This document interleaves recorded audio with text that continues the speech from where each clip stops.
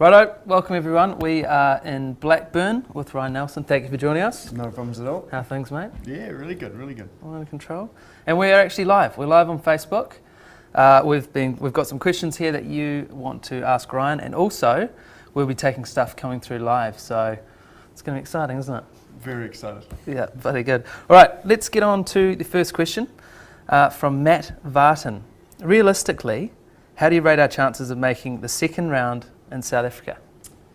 Well, Matt, it's it's a tough one because the group we're in are very good. I mean, you know, Slovakia, Italy, and Paraguay are really top teams. So it's going to be tough to get out of the group. But this all-white team is the first all-white team that I've been involved with. That's going to be extremely competitive, very balanced, and we've got a lot of experience. So you put that mixture together, and it provides a really good team. So it's the first time I've gone into a major tournament actually really excited with the prospects of maybe doing an upset. So can't guarantee anything, but what I can guarantee is there'll be 3 very competitive games. Well, let's hope that's on the cards. That'd be great, wouldn't it? Okay, Stefan Letson asks, how excited are you about South Africa? I would love you to score in the game. You deserve it for all the work you've done for the All Whites over the years. You are a champion. That's nice. No, thanks, Stefan. And yes, I'd love to score a goal in South Africa as well. But in all honesty, mate, I'm so excited for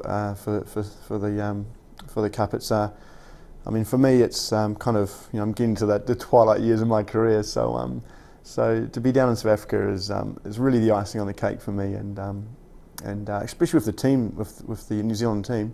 We're actually a pretty decent team, so it's exciting to be involved in this cup. Fantastic. Okay, Tom Corton asks, are you looking forward to playing the Socceroos in the farewell match, and will you have any special treatment for your Blackburn teammate?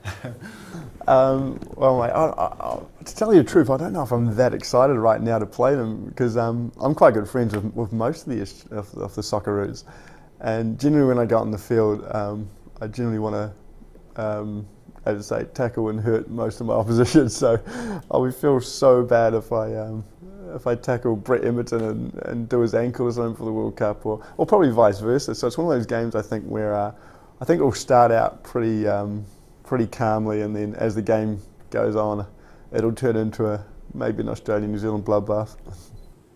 All right, we've got a tough one here from Stella Pennell.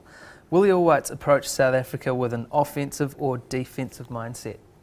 Well, Stella, that's a good question. In all honesty, I think what you do is you look at your strengths and the weaknesses of your team, of the All Whites team, and you kind of play to that. And New Zealand, our All Whites team has 4 really good strikers.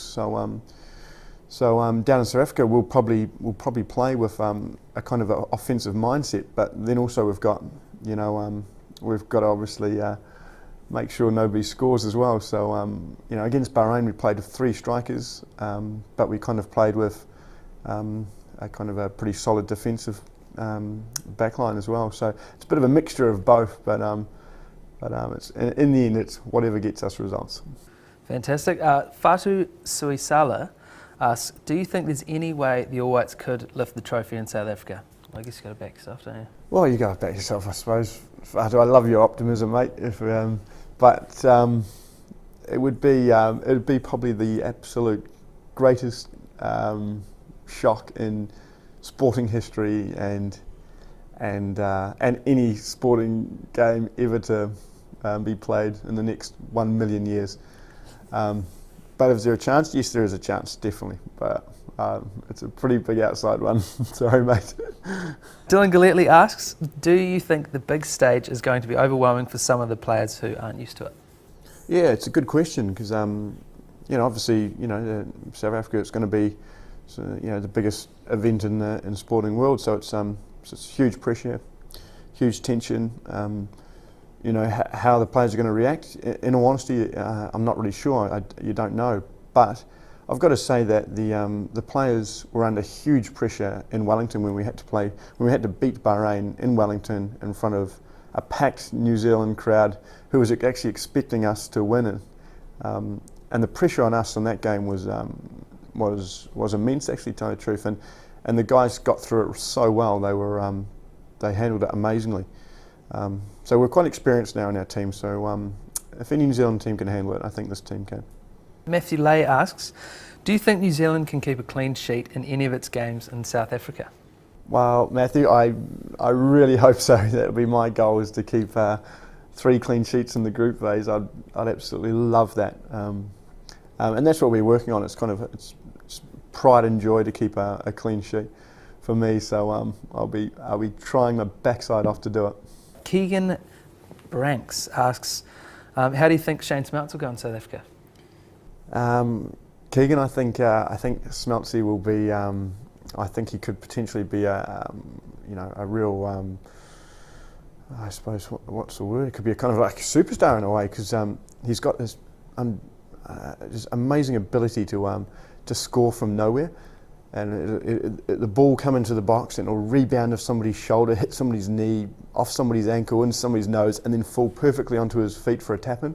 And he does that all the time. It's and you think it's lucky, but it's not. He's just got this art of being in the right place at the right time to score goals. So so hopefully he can get 2 or 3 and at the World Cup, and then you never know, he could. He's got a really good chance to get picked up by a big team.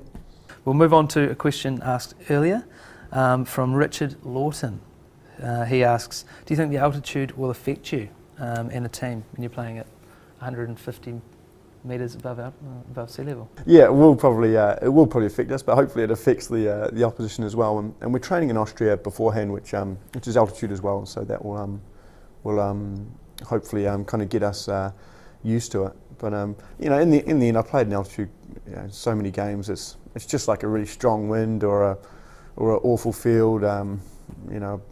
It's just something that you got to deal with. And the more you think about it, the more it affects you. So you just kind of just get on with the job and just not worry about it.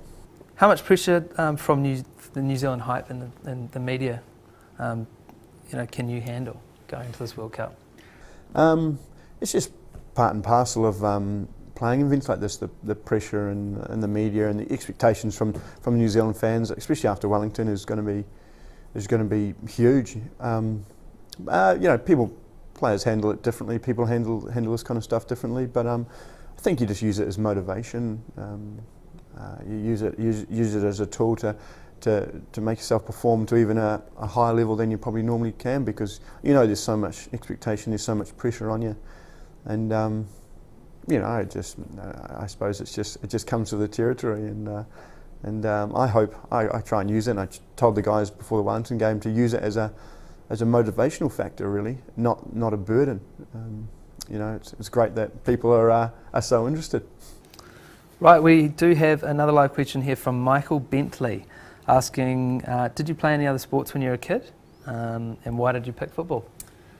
Yeah, Michael, I did. I played lots of cricket when I was younger. Played rugby, played first 15 rugby. Played everything pretty much as I could. When you're a New Zealand kid, you just kind of go down to the park and play any kind of sports that's kind of going on. And I only really, don't know why, I only really took up soccer kind of when I was in my late teens, properly, seriously, because I just there's just something that I just loved about it. And I think it was like looking at overseas and just watching the English players and just watching the enormity of it, the World Cups and things like that. And I just saw the bigger picture kind of thing. I just saw what it potentially could be, where like rugby is really a tiny game compared to football. So yeah, just kind of for some reason I just kind of got romanticised into football, into soccer. Well, lucky you did. Yeah.